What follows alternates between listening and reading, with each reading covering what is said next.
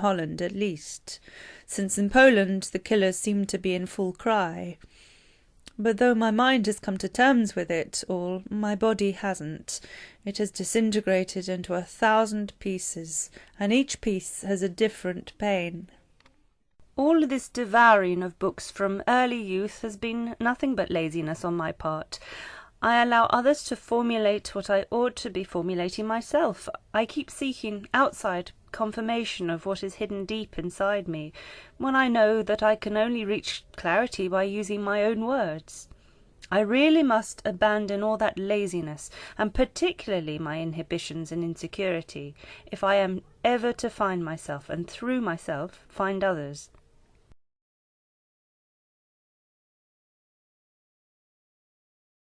Sunday morning, 10:30. A discussion between S and L about Christ and the Jews. Two philosophies, sharply defined, brilliantly presented, rounded off, defended with passion and vigour. But I can't help feeling that every hotly championed philosophy hides a little lie, that it must needs fall short of the truth, and yet I myself will have to find a philosophy to live by, a fenced-in space of my own, violently seized and passionately defended. But then, wouldn't that be giving life short change? The alternative may well be floundering in uncertainty and chaos, but that it may. After that discussion I went home, feeling deeply stirred, although I couldn't help wondering, isn't it all a lot of nonsense? Why do people work themselves into such a passion? Aren't they deluding themselves? That doubt always looms at the back of my mind.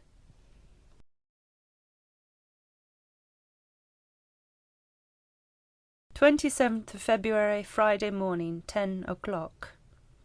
How rash to assert that man shapes his own destiny. All he can do is determine his inner responses. You cannot know another's inner life from his circumstances.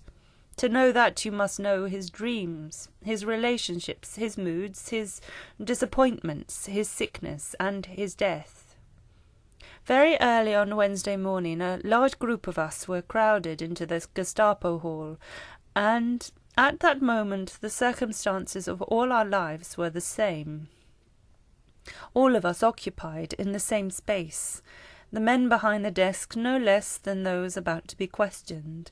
What distinguished each one of us was only our inner attitudes. I noticed a young man with a sullen expression who paced up and down, looking driven and harassed, but making no attempt to hide his irritation. He kept looking for pretexts to shout at the helpless Jews, "Take your hands out of your pockets," and so on. I thought him more pitiable than those he shouted at, and those he shouted at I thought pitiable for being afraid of him.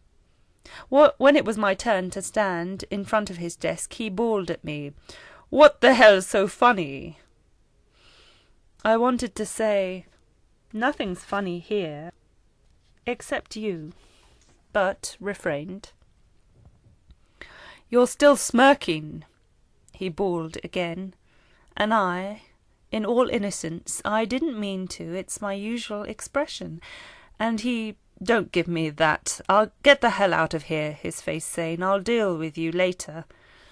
And that was presumably meant to scare me to death, but the device was too transparent. I am not easily frightened, but not because I am brave, but because I know that I am dealing with human beings, and that I must try as hard as I can to understand everything that anyone ever does. And that was the real import of this morning. Not that a disgruntled young Gestapo officer yelled at me, but that I felt no indignation, rather a real compassion, and would have liked to ask, "Did you have a very unhappy childhood? Has your girlfriend let you down?" Yes, he looked harassed and driven, sullen and weak. I should have liked to start treating him there and then, for I know that pitiful young men like that are dangerous as soon as they are let loose on mankind. But all the blame must be put on the system that uses such people. What needs eradicating is the evil in man, not man himself.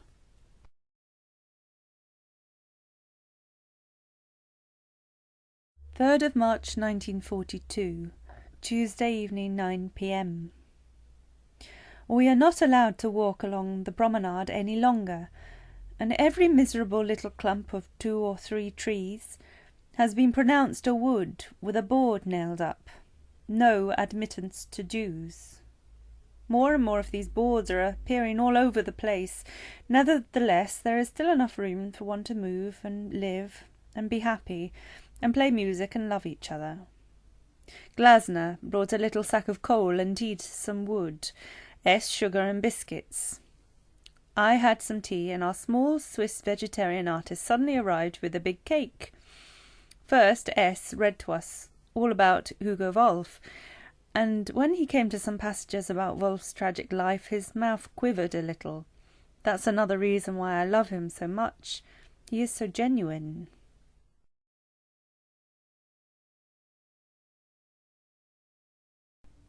Seventh of March 1942, Saturday morning. It has turned 11:30 a.m. I must still type out of that talk with Etty. Things like that are awfully difficult, and my programme now includes The Idiot, which I have neglected for a long time, and Jung's Symbols of Transformation, of which I found a tattered copy in S.'s library. And at 6:30 I have to meet S, and then with him and Glasner to the L's. I am most curious about Liesel's cooking, and tomorrow afternoon music at my place, and so on.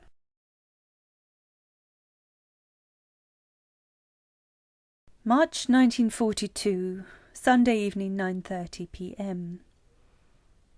I looked round my desk. There were 2 volumes of Rilke's letters. I really must read them systematically, and in the near future too.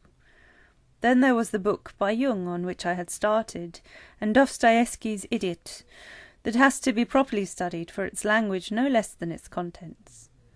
My growing numbers of pupils forces me to perfect my knowledge of the language all the time. And then there is the work for S. I must keep myself ready for him, must be open to him, to learn, to share his way of experiencing things. There is always something new to learn from him, always a little more. But at the same time, I must not neglect my Russian studies.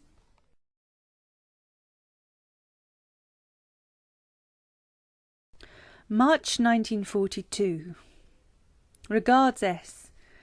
I am so glad that he is a Jew and I a Jewess, and I shall do what I can to remain with him so that we can get through these times together. And I shall tell him this evening, I am not really frightened of anything. I feel so strong.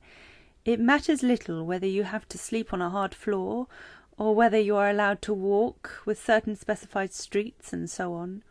These are all minor vexations, so insignificant compared to the infinite riches and possibilities that we carry within us.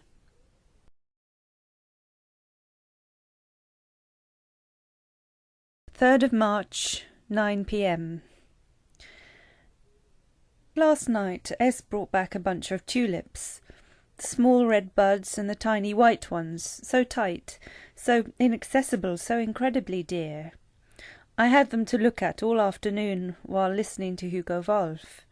The Rijksmuseum, too, was there outside the window, so invitingly fresh and new in all its contours, and at the same time so old and familiar.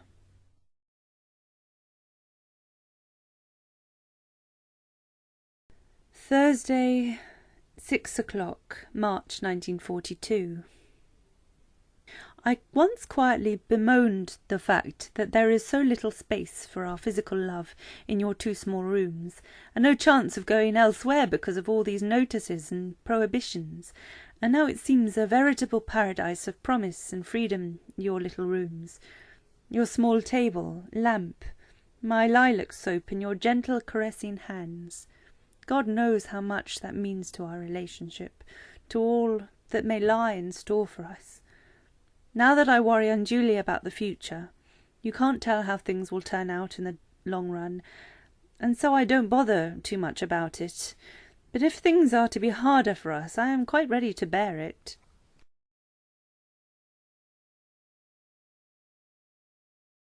The 18th of May 1942. The threat grows ever greater, and terror increases from day to day. I draw prayer round me like a dark, protective wall, withdraw inside it as one might into a convent cell, and then step outside again, calmer and stronger, and more collected again. I can imagine times to come when I shall stay on my knees for days on end, waiting until the protective walls are strong enough to prevent my going to pieces altogether, my being lost and utterly devastated.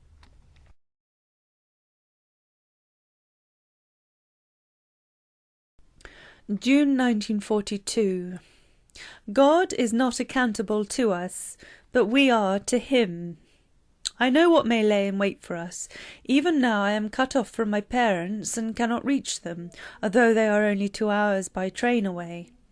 But I know exactly where they are, and that they aren't going short of food, and that there are many kind people all around them, and they know where I am too.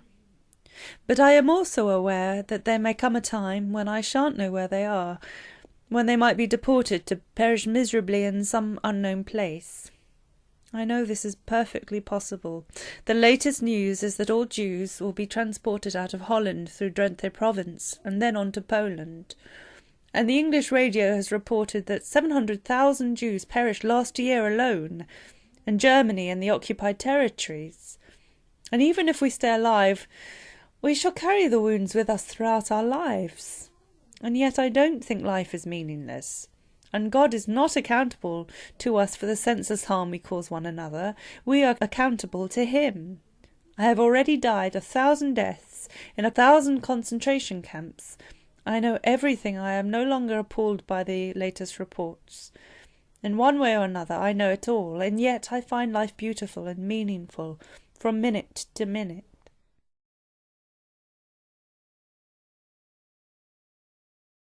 June 1942. Humiliation always involves two, the one who does the humiliating and the one who allows himself to be humiliated.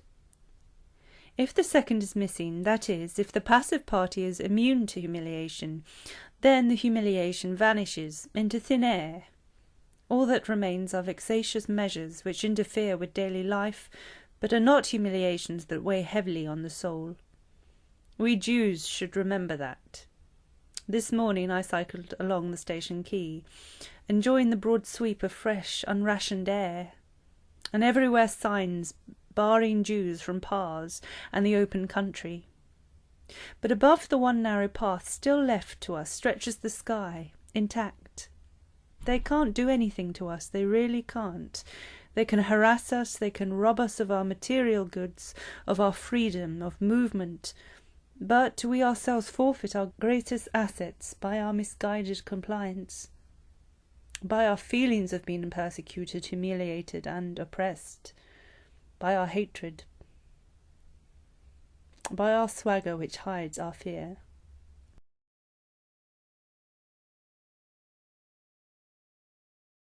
July 1942. A contentment that rests in God. Something elemental flows out of the Old Testament, and something homely as well. Splendid people live in its pages, poetic and austere.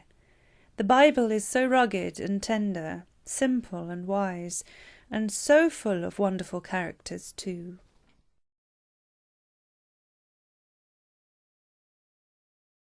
1st of July 1942. My mind has assimilated everything that has happened in these last few days.